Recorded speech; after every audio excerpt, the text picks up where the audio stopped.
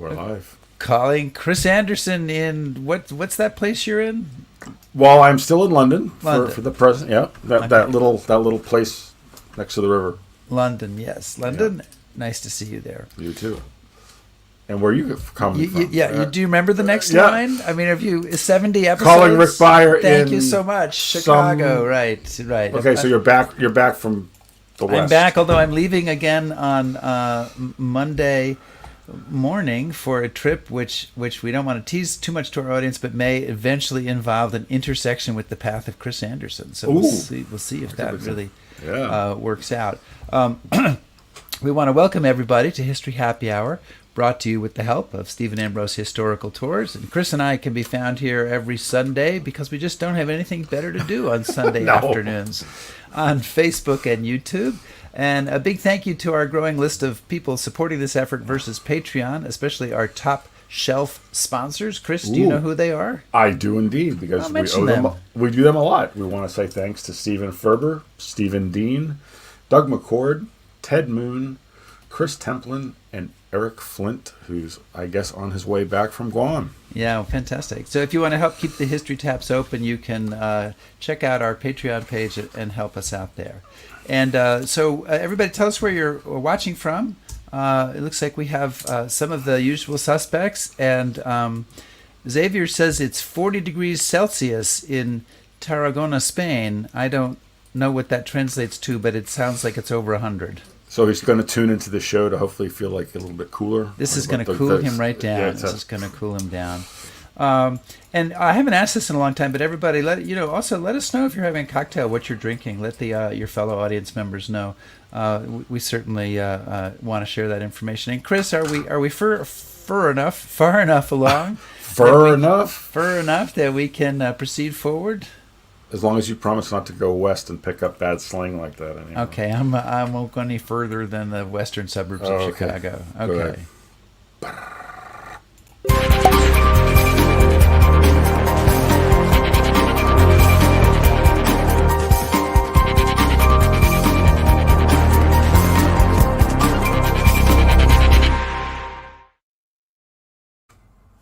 I'm a little discombobulated today, and I don't know where the bell is. Oh, here it is. Make a bell noise then. Okay. The bar is open. The bar is open. Before we commence with today's show, we have a tremendous guest who's sitting there waiting, hoping that we get to him eventually. I do need to mention a piece of sad news that I wanted to tell you about, which is that my very good friend, Gil Seltzer, the oldest surviving veteran of the 23rd Headquarters Special Troops, a.k.a. the Ghost Army, passed away yesterday morning at age 106. He was 2 months shy of his 107th birthday. And I'm really feeling this loss today. Gil was just not only a veteran who was part of the documentary film I made about the Ghost Army for PBS, but he was also a vibrant person. He was a good friend. He would call a lot. His voice would boom down the line. "Rick, it's Gil Seltzer!" He would be shouting usually, and then usually haranguing me over something that I should have been doing that I hadn't done. But he was a very terrific person. He actually moved to the U.S. from Canada in 1937, became an architect, had served in World War II, and had approximately an 82-year career as a practicing architect. If you're interested in Gil's story, you can Google him. There's lots of great stuff, including an NPR StoryCorps interview that went on a couple of years ago. And I just want to read you a short quote from that interview. He was actually being interviewed by his granddaughter, Sarah Seltzer, and talking about the deception mission in World War II. And he said, "It was an experience that can't be translated. It was funny. It was distasteful. It was crazy. We did it to overcome a terrible, terrible enemy. And the fact that we did it so successfully is probably the biggest source of pride." And Chris, I just have to say, I thought Gil Seltzer was going to live forever. I mean, he'd gotten to 106. That sort of seems like forever. But it is History Happy Hour. We did mention the Ghost Army, so we should toast to Gil Seltzer. And thank you for your service and your friendship, and we miss you already. So cheers to that. And now we can change gears quickly on History Please, Happy Hour. yes. We can. So we're going to just move on to something else. And our topic today is Vikings, their Scandinavian descendants, and how they changed the world, which is probably about as far away from World War II as we can get.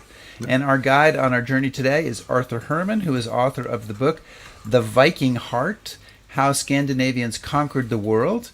Arthur is a historian and New York Times best-selling author who has written, I think, 9 books, if I've counted correctly, including How the Scots Invented the World. So one of my favorites. A book on Chris's bookshelf, as well as Gandhi and Churchill, a finalist for the Pulitzer Prize, and he is a senior fellow at the Hudson Institute. And here he is, Arthur Herman. Thank you so much for joining us. Thank you, gentlemen. It's a pleasure to be here. And that's an amazing story about your friend Gil. Oh, Gil was, he was truly amazing. Unfortunately,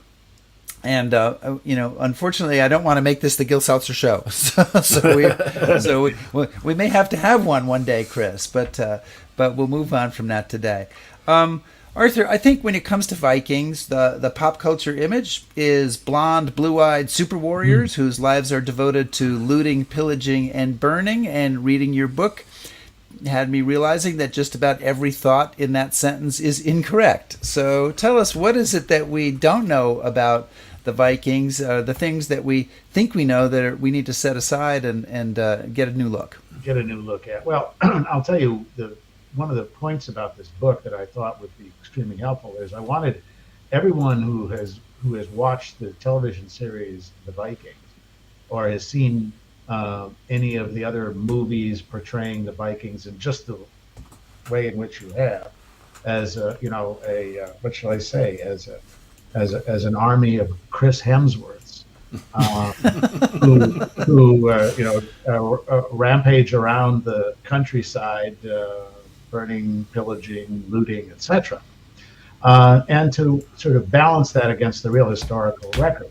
That's not to say that there aren't some elements of truth to it, the sort of popular image or the historical stereotype that we have about the Vikings. But we always have to keep in mind that the people who give us their account of what the Vikings were doing and who they were at the time at which they were really a dangerous threat to the rest of Europe were by and large people who spent their lives in cloisters. They were monks. They were members of clerical orders. Don't forget, literacy had virtually died out. The Vikings themselves kept no written records. So there's a built-in bias to emphasize the degree to which their savage ferocity shocked and horrified their contemporaries. But in fact, what we really know is that although the Vikings were certainly dangerous enemies, and that they really break into Europe, the usual date we give is about 795 for the first serious raids, the one on the monastery at Lindisfarne on the English coast. But that the raids that they engage in here, although they were, they caught Europe in a defenseless state, are by no means the whole story about the Vikings. And that's really the point of this book, is that the story of who the Vikings were, what they accomplished, and the legacy that they left extends far beyond just those spectacular shock and awe raids that they conducted against a very vulnerable Dark Age Europe.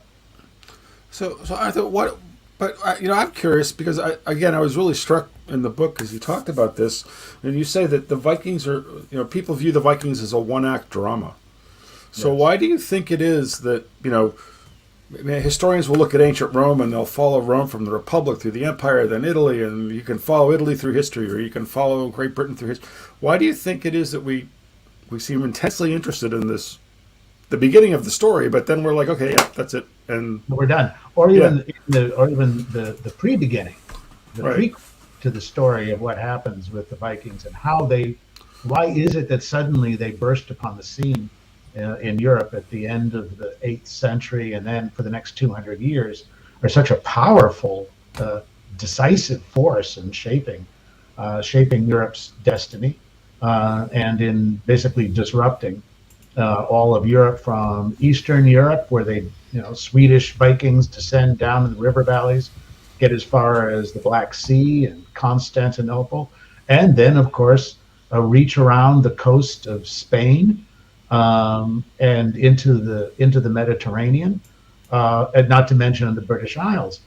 And I was originally trained as a medievalist, so you would think that being in the study of medieval history, that there would be more interest in the Vikings than just that 200 years, but there really isn't.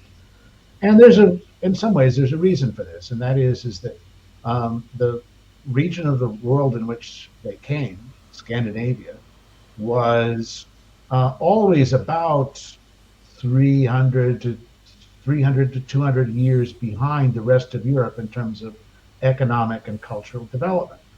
Partly the result of the climate there. It's bloody cold. It was, in the Stone Age era, when the first hunter-gatherers moved into the area to hunt big game, and then also to engage in fishing and to make their living on the seas and rivers of Scandinavia. But then the Vikings come and go. Then they recede again out of the mainstream of European civilization, which is why when you're a medievalist, you spend all of your time talking about France and Germany and England and Italy on the verge of the Renaissance. And so the Viking, this is what I meant by it's a one act drama, and then they disappear, it seems. But in fact, they don't. And what I wanted to do with this book was to show that the Viking legacy extends far beyond Scandinavia.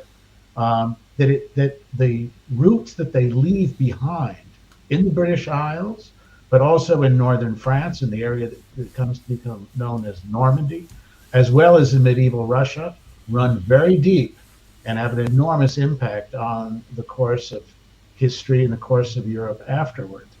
And I think when we think about them in that light, as being not just an episode in medieval history, but as a game-changing episode in the history of the world, we have a much better grasp of why we need to think about the Vikings today and why we need to think about that Viking legacy as it extends into the modern era. So yet another reason not to get our history from the History Channel. Okay, just wanted to get that in there. Get that plug in. My former client, very emphasis on the former. You mentioned prehistory, right? You mentioned what is it that gets this started? What is it that suddenly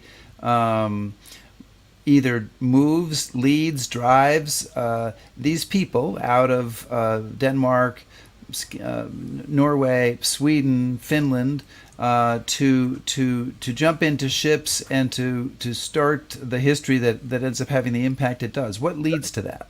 Well, I think the primary explanation is geography. First of all, the incredibly cold climate.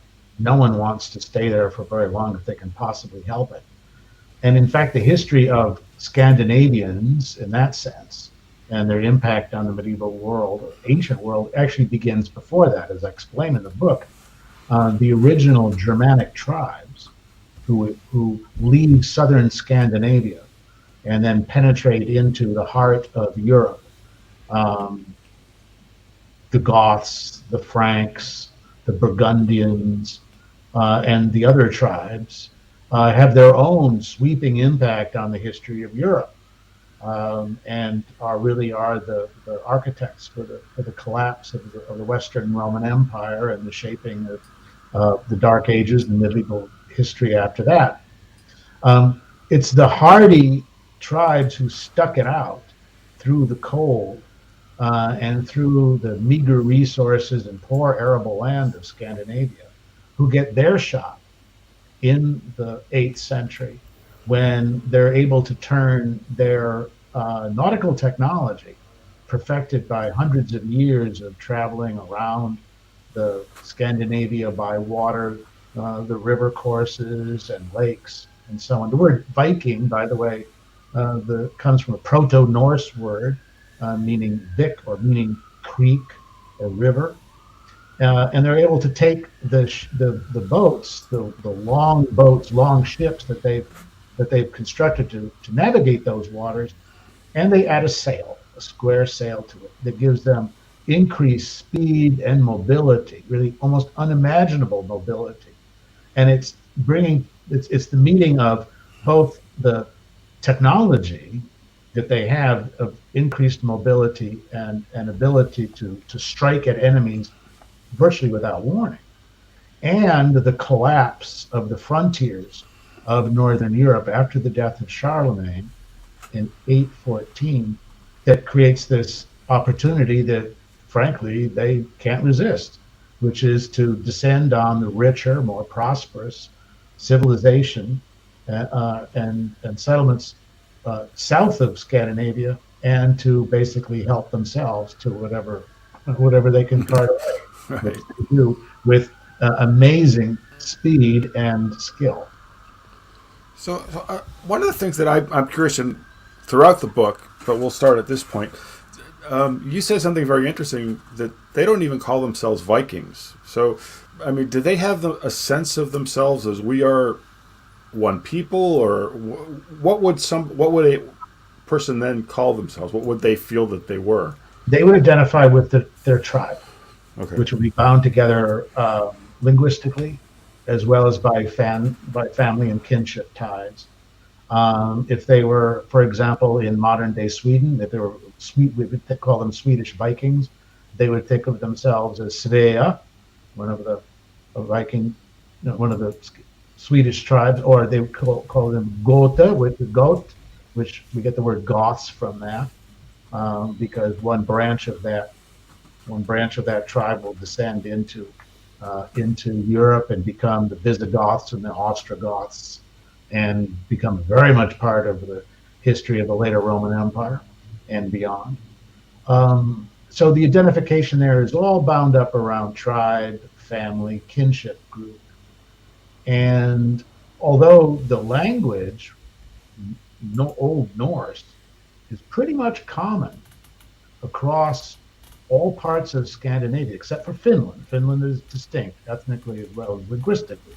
But the rest of Scandinavia, Denmark, Sweden, and Norway share a common language, but don't share a common identity as a result of that.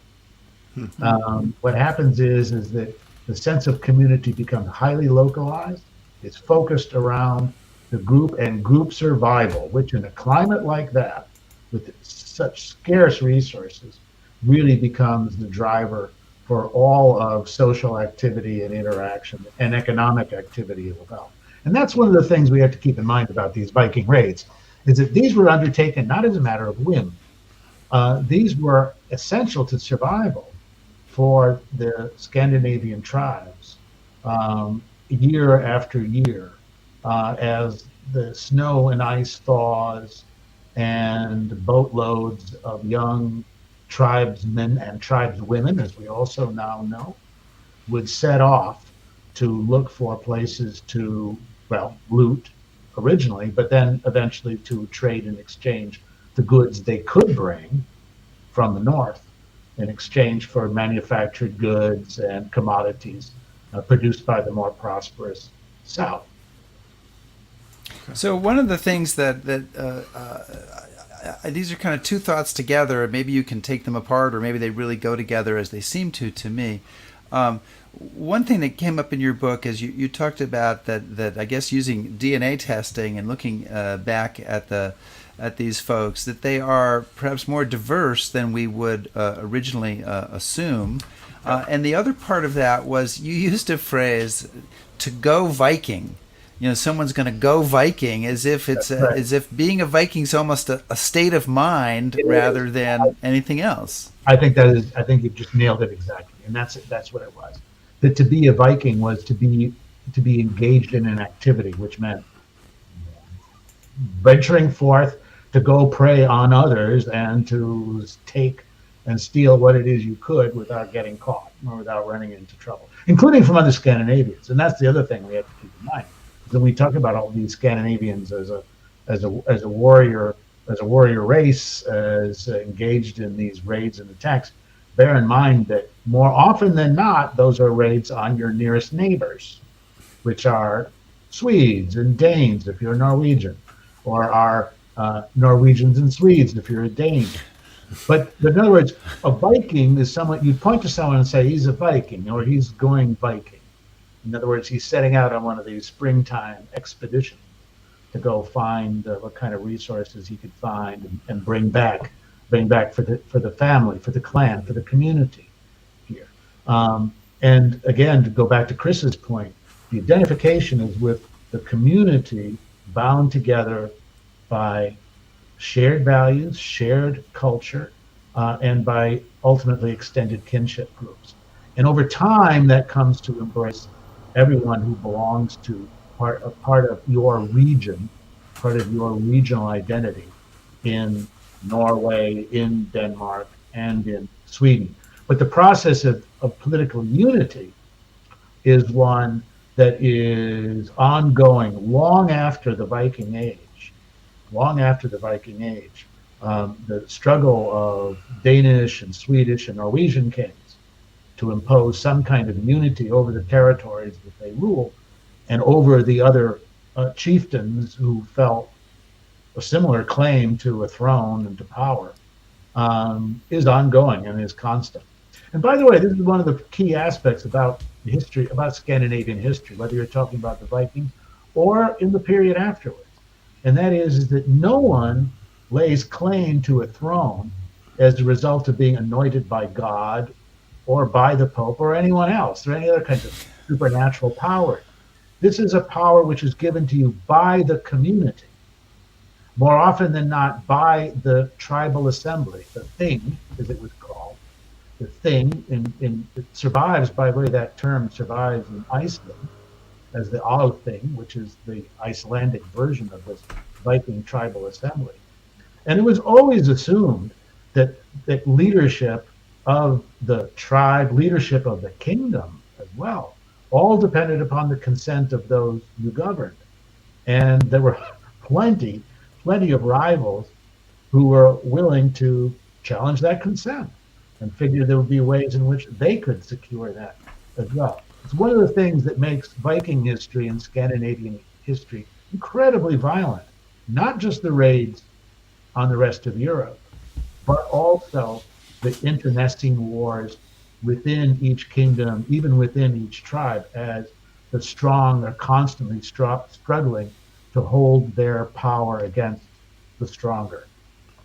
So Arthur, again, we tend to wrongly focus on what we call the Dark Ages, which we now know weren't really dark, but nevertheless, that we'll just put that. It's pretty dark. It's pretty dark in Scandinavia. Yeah, probably. There's a reason why those long winters in summer are depressing, even today, as a result of that. But in terms, you're quite right. I think by and large, we realize that there was the caricature of what the early medieval period has to be set aside to understand the more complexity of the picture in which the Vikings themselves figure. Well, and that's what I wanted to get to next, because you talk about, and I love how you kind of make that transition to after this period, but you say that Scandinavia during the medieval times or the Middle Ages goes off and develops differently than the rest of Europe. So if you could explain briefly kind of what that divergence is and maybe what that legacy means then for the Scandinavian countries as we kind of march through time. Sure. Well, interestingly, what happens is, you could say, is that Scandinavia falls back into its backward state. It doesn't keep up with the kind of political and social and economic evolution that the rest of medieval Europe experiences. In that sense, the Viking legacy lives on. The fact that, for example, tribal identities remain very, very powerful. And that even in a unified kingdom like Denmark or Sweden, local tradition, local law remains very powerful, including, by the way, as I explain in the book, the ways in which local tradition and local tribal laws would protect certain rights for women that written law imposed from the king's capital tried to override, often without success. What it also meant is that the foundation of Viking life, which was the freehold farmer, and that's really who he was. His forays going Viking was a part-time activity. It's what you did to supplement income, and perhaps also as a way to get those younger sons a chance to find some sort of inheritance for themselves. We were talking. I just have to say, I was talking about this with my wife this morning. She said, "Oh, they're trying to diversify their income stream." Bingo. That's exactly it. And if you could do it through bonds, or you could do it through trade. The Vikings didn't care, and we have these extraordinary accounts of them.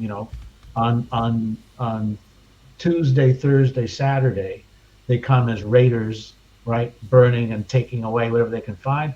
But then on Monday, Wednesday, Friday, they're doing business, opening up shop in exchange for goods, and so on. The line in their minds is very, very thin, and where they could find customers, they would. But it also meant that in Scandinavia, the development of feudalism, which is such a powerful social as well as economic force in the development of medieval Europe, barely is able to establish even rudimentary presence in Scandinavia. Denmark more than others, because it is, after all, connected directly with the continent of Europe. And there's a flow of influences from Germany northwards into Denmark. But in Sweden and in Norway, the survival of the freehold farmer means that the consolidation of power, either in the hands of feudal kings or in the hands of a feudal noble class, doesn't really happen. Aristocracies just don't have the kind of weight and power and influence that they do. Well, for example, in medieval England, where it's constant wars that tear the place apart, right up through the Wars of the Roses here, because nobility can command armies that a relatively weak king has to deal with and confront as part of the nature of political power. It doesn't happen in Scandinavia. Politics remains decentralized. So does the church, actually, and that's the other extraordinary thing. Is the degree to which, even with the transition to Christianity, coming as late as it does in Scandinavia, really the last vestiges of the old pagan Norse religions aren't really dissipated even as late as, let's say, the 14th century, which is really extraordinary when you think about it, how late that is compared to the rest of Europe. That what this means is the Catholic Church establishes very shallow roots in Scandinavia. And when the Reformation comes in the 16th century, not to get too far ahead of our story, but when the Reformation comes, kings find it very easy to boot out the Catholic Church and to establish a state-dominated church in its place, thanks to Martin Luther's Reformation. So all of these things, Chris, to answer your question here, what really makes Scandinavia so different, on the one hand, is that it is so socially and economically backward compared to the rest of Europe. But that's what makes it so fascinating, because what it means is that it preserves certain kinds of, I'll even use the word democratic, or should we say, sort of a more decentralized kind of sense of political and economic power than happens in the rest of Europe. It means that they're out of the political mainstream for the rest of Europe, and yet they preserve a way of life which is much more reminiscent of the heyday of the Vikings than one would expect for countries which had converted to Christianity and had adopted the habits of centralized monarchy and rule by a feudal aristocracy. It doesn't happen in the same way as it does in the rest of Europe. Okay. I want to bring in a question from one of our viewers, Lynn Hargrove, who asks, wasn't there a population explosion that put pressure on the available resources? Talking about when the Vikings were moving out of, so we're maybe going back in time a little bit, moving out of Scandinavia. Didn't some of the raids also end up as settlements? And that really is a big part of what you write about, is absolutely yes. But can you expand on that a little bit? Sure. No, Lynn's right. It's not really clear if it was a population explosion as such. But when you have a society like Viking society, in which, first of all, polygamy is the rule, which means that the head of a household has many children, including many sons, and the ability to divide up what property you do have among the multitude of children and progeny gets more challenging. There's not much left over for others to make a living. And so one of the ways in which you deal with this is to send them abroad to go find lives for themselves. Lynn raises an important question, which I address in the book, and that is the transition from raids to settlement. The transition from, we can put it simply as from raider to trader to settler, and how that unfolds in the course of the Viking Age. And we can certainly say with confidence that there was more population than the meager resources of Scandinavia itself could support. Once you had a technology that would allow that surplus sons, and in some cases daughters, to set out and find new places for themselves, a new place to find land, and when you had neighbors who had become weak enough and borders and frontiers permeable enough to send that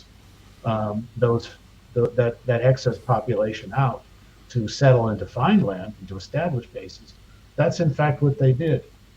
But what's also interesting, as I explain in the book here, and a footnote to Lynn's point, is that even those Viking settlements, especially in the British Isles, maintain their connections with the homeland. In other words, they don't disappear into the English population. They preserve their language, their laws, and their customs, even across the seas, and even across the ocean in the case of Iceland.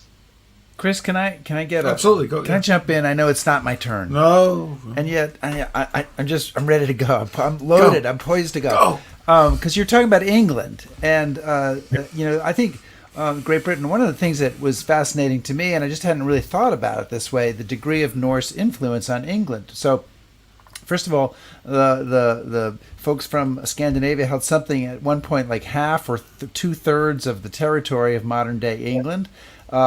In the early 1000s, the Danish prince Canute the Great was king of England, Denmark, and Norway combined for 20 years.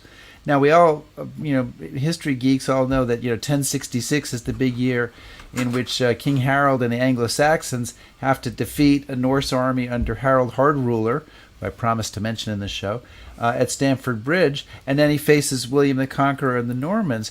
But you can also, the Normans are also kind of a Viking army in a distant sense, in that they are descended also, the people in Normandy, from the Norse raiders. So it ends up, if you look at it a certain way, it's this multi-level Viking story that's a huge part of the origin story of Great Britain. I think it's very much so. And in fact, really, that triangular struggle for power and for the throne, which I describe in detail in the book, between William the Conqueror from Normandy and Harold Hardrada, the king of Norway, was usually ranked as the last great Viking king. And you got to know that anybody whose name essentially means hard ruler, I don't care if it was applied after the fact or whatever, you know that they had something going for him as king. I think so. It's more than good PR. Let's put it that way. And then the third one, Harold Godwinson, King Harold, the Anglo-Saxon king. All three of them really are, come out of the Scandinavian and the Viking experience. Harold's mother was Danish. William the Conqueror descended from the Viking conquerors and rulers of Normandy. And of course, Harold Hardrada is, you have to say, someone who really exemplifies the life of the Viking professional warrior, who has traveled really across Europe, fighting and serving under different crowned heads until he returns home to take the throne that he believes is rightfully his. And of course, where Chris is sitting right now was a constant prey to Viking raids and Viking conquest all through the 10th and into the 11th century. The nursery rhyme London Bridge is falling down, is supposed to be a reference to a Viking raid and the destruction wrought on London during one of those forays there. So London, York, the history of urban England is one very much shaped by the legacy of the Vikings and by the enormous swath of territory in the north, the Danelaw, which really was in effect Viking territory, ruled by Danish Vikings, ruled with Danish law, Danish language and custom, and collecting enormous sums of money from English kings, Anglo-Saxon kings, who paid money as blackmail so that the Vikings wouldn't come and burn down London Bridge again. Further diversifying the income stream. Absolutely. They have the entrepreneurial nose for profit and opportunities for getting it. So one of the things that I love about the book is that you illuminate periods of time that I think not enough people know about. So I want to move ahead a little bit, and we've come through the Dark Ages, the medieval period. We're starting to develop nation states, and now you have the countries that we identify as, or start to have the countries that we identify as Scandinavia. Can you talk a little bit about, say, 17th and 18th century? Because I think that not enough people know just how immensely powerful Sweden was, and some of the Scandinavian countries were during that period of time. Yeah, this I think is one of the things about the book that I wanted to do is to give people, again, it goes to our point, doesn't it, Chris, about this isn't just a one-act drama, the story of the Vikings, because when you realize how the kingdoms of Scandinavia and the legacy that they left behind builds one of those kingdoms in particular, Sweden, into a European superpower. And it's really the work of one monarch in particular, Gustavus Adolphus, King of Sweden, who was the great military genius of his age, and who manages to build out of what is essentially a very small population, after all, Sweden, for crying out loud, build one of the most efficient armies Europe has ever seen, and to develop the military tactics and weaponry, as I've talked about in Viking Heart, that makes them, in effect, masters of Europe. And Gustavus Adolphus takes advantage of the ongoing war that's has broken out between Protestant and Catholic Europe in Germany, the 30 Years' War. He takes advantage of this in order to build a Swedish empire and to even make the bid to become Holy Roman Emperor himself before he's killed on the battlefield at the Battle of Lutzen in 1632. But he leaves behind a Swedish army and a Swedish military tradition that carries on all through the 17th century and into the early 18th century, and that really culminates with a figure who is very familiar to Swedes today, Charles XII. Charles XII of Sweden, again, also a military genius, one who attracted the admiration of such luminaries as Frederick the Great, Napoleon, and who had the army and the skill set to be able to take on the Poles, the Germans, the Russians, and the Danes all at once, and to administer defeat after defeat out of all of them.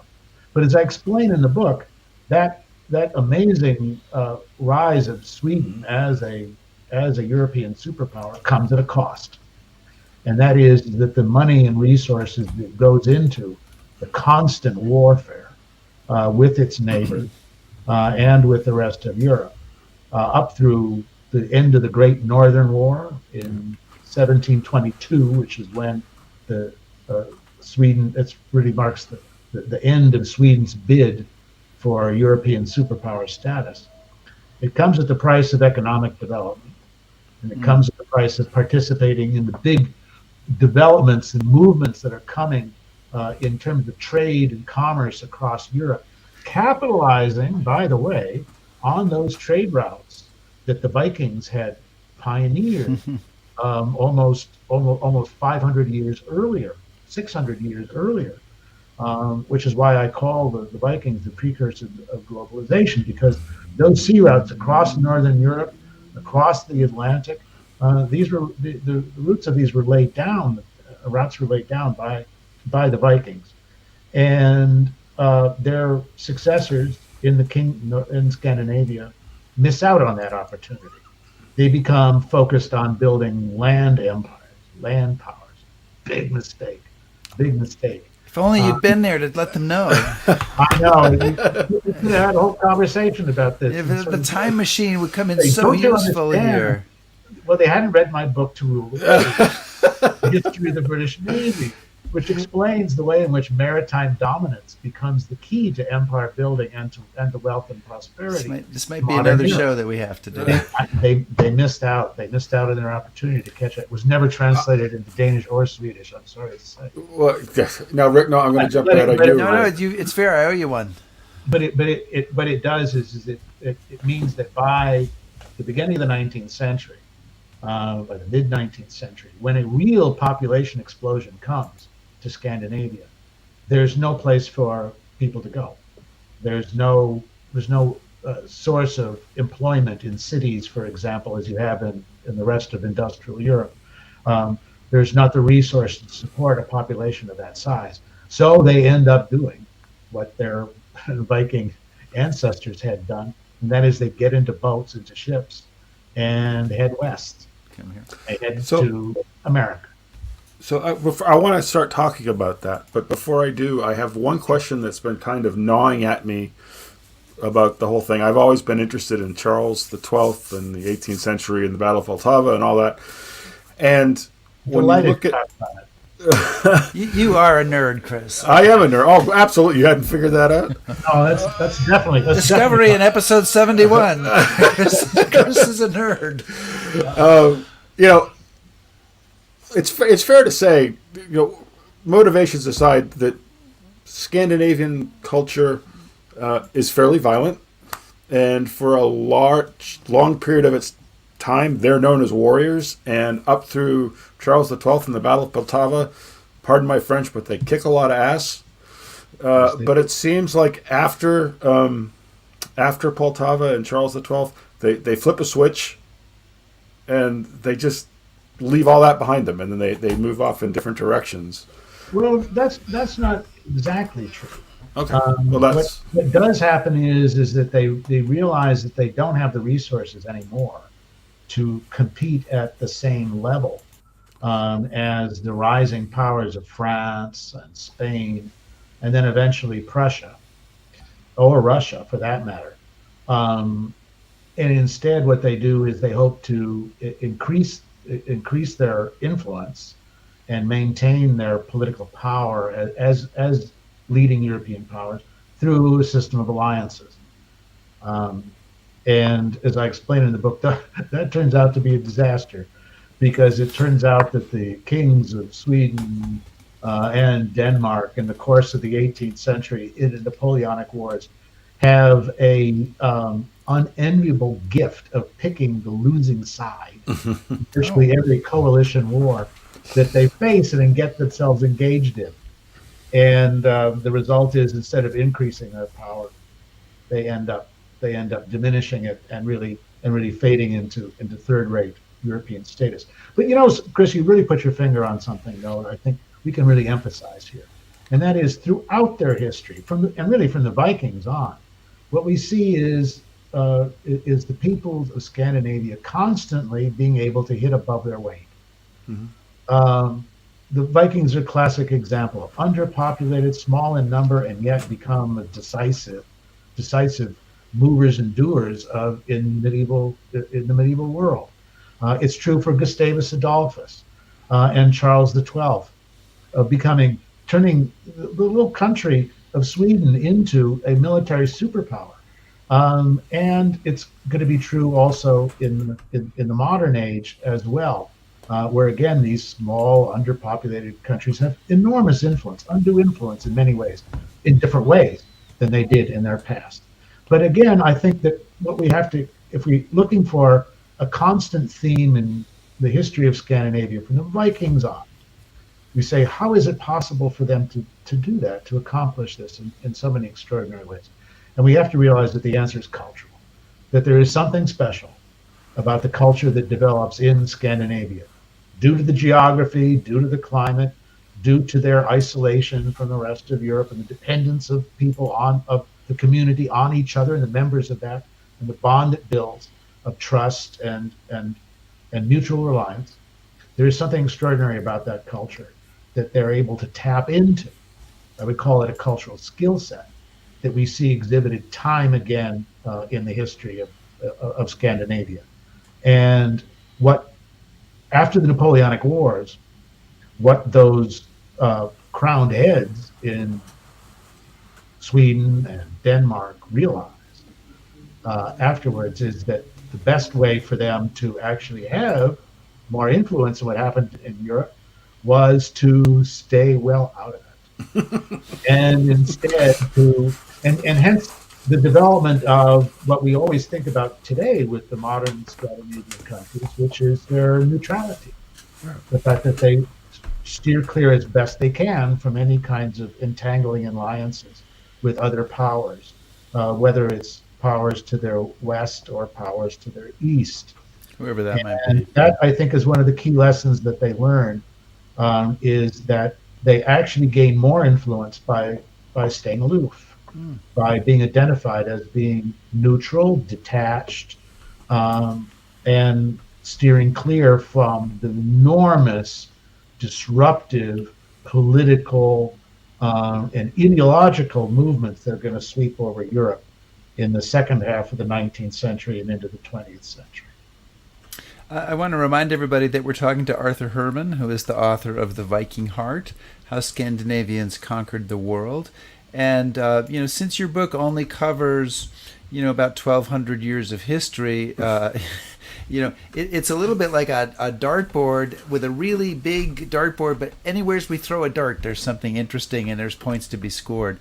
And I want to say, we were talking about the U.S., and I think we need to kind of at least touch on that. We all know that Leif Erikson arrived in North America well before Columbus or that gang, but the Norsemen didn't stay. And my sister raised a question watching as to whether the Vikings came to Rhode Island, because people in Rhode Island think they did, although I'm not so sure. But they didn't.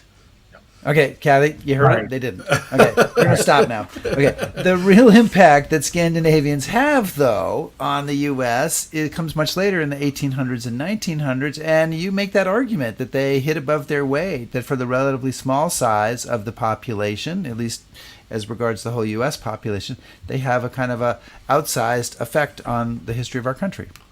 I think so. And I have to say, too, that second half of the book is a deeply personal one for me, because, well, I have, Norwegian roots on both sides of my family. My mother's parents both came over from Norway shortly before World War I, at the height of what's called the Great Migration, when you had large numbers of Swedes and Norwegians and Danes coming over to America. My father's side, his great-grandfather came over from Norway in the 1850s. That's the first kind of wave of immigration from Scandinavia. Came over just in time for the Civil War and to enlist in the 15th Wisconsin Regiment, which I talked about the experience of Scandinavians in the American Civil War. But this was all the result. This influx of population was all the result of what I described earlier, this underdevelopment of Scandinavia in the 19th century, when there's no economic opportunity for Scandinavia's poorest families, and the only option is to escape and to look for a new place to live and to settle and to find the thing which is of such such short supply in Scandinavia. That's arable land. That's the great dream of every Swede and every Danish family and Norwegian family that comes over, is to have 40 acres you can grow and have livestock and so on. And it's flat. It's flat. No wonder they were drawn to the Great Plains, because arable land in Norway, it's like on this. It's like on a hillside here. So this was enormously attractive to them. But what is also interesting, as I stress in the book too, is they were drawn to America because it was a land of liberty, and there's simply no way around this point. What attracted them about America was the United States of America. It was the Republic. It was a self-governing community of a sort that they felt a connection with, an identification with, and that they felt alienated from the political factions that controlled and had come to dominate Scandinavia in the 18th and 19th centuries. When politics becomes a series of factional struggles between different families with no real effect on what happens in the country at large, and no regard for the lives of ordinary Scandinavians, whether Norwegians, Danes, or Swedes. And so the result is that America becomes this beacon of light that draws them all through the 19th century and up to the eve of World War I, and even after World War I. And what you have is a small, relatively small in numbers, immigrant group, maybe about 2.5 million, 3 million total, who emigrate in the 19th and early 20th century, but who have this enormous identification with and deep-seated loyalty to the idea of America even before they arrive, and at the same time, maintain their links to the old country. And this is also, I think, one of the things that's so striking about the whole Scandinavian American experience is, on the one hand, taking great pride in themselves as America, as being part of the American experiment, and realizing the American dream. But at the same time, talk to any Norwegian American, anyone with Scandinavian roots, and they'll talk about their pride in the Vikings.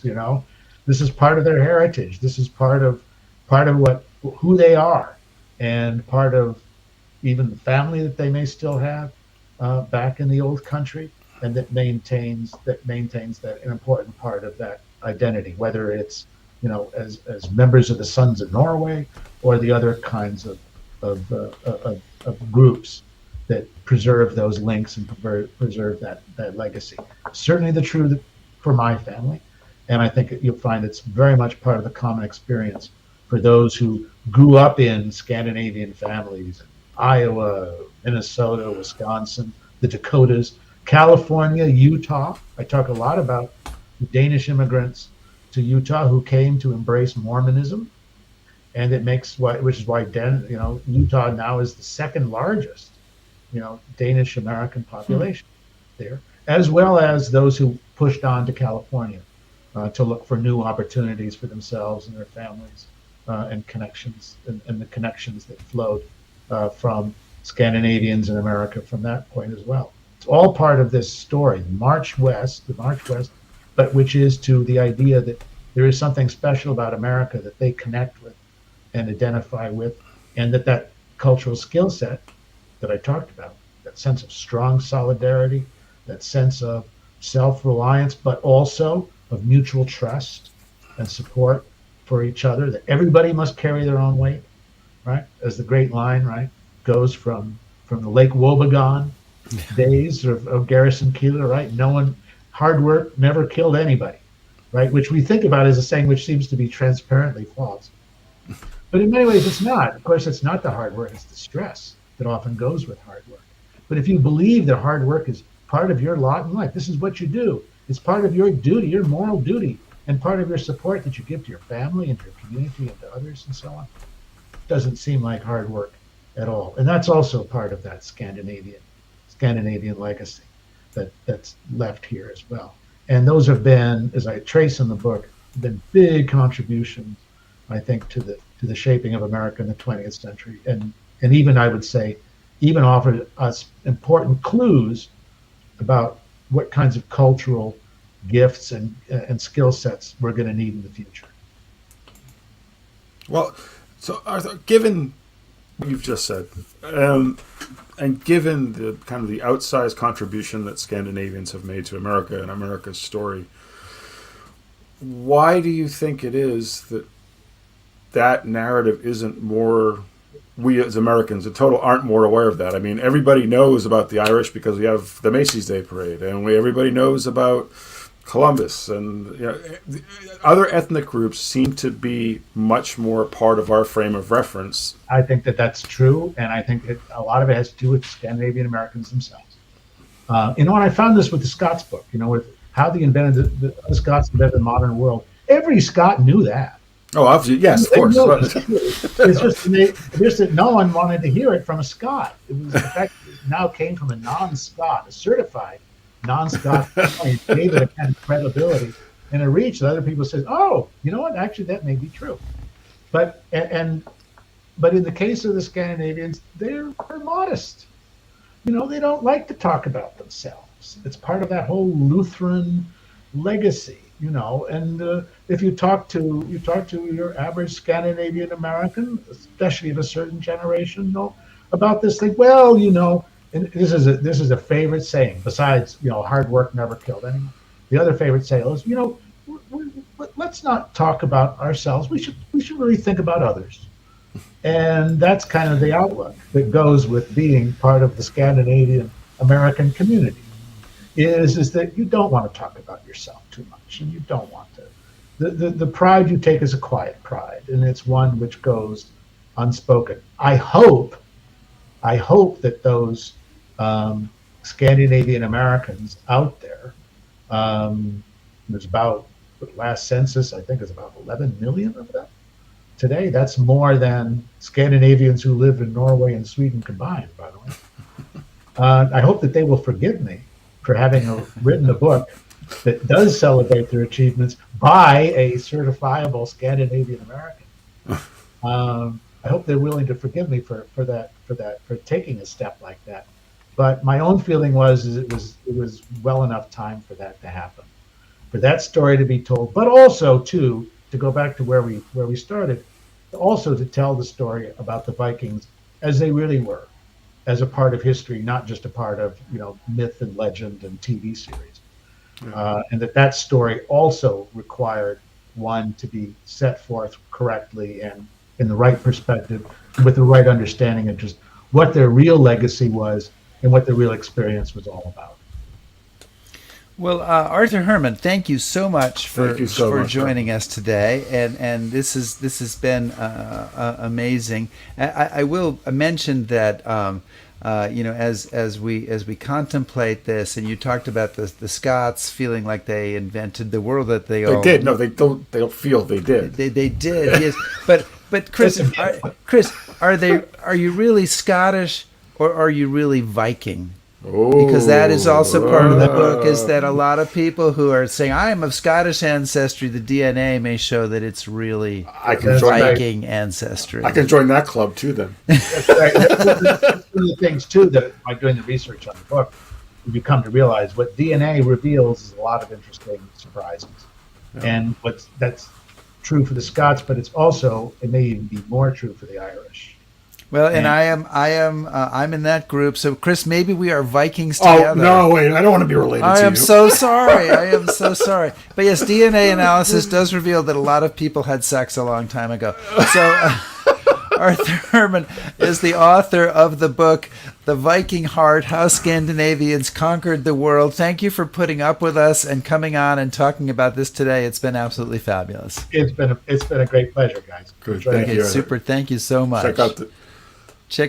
Make sure you read the book. Yes, read the book. It's worthwhile. All right. Thank you. Okay, and we ended on a high note there, Chris.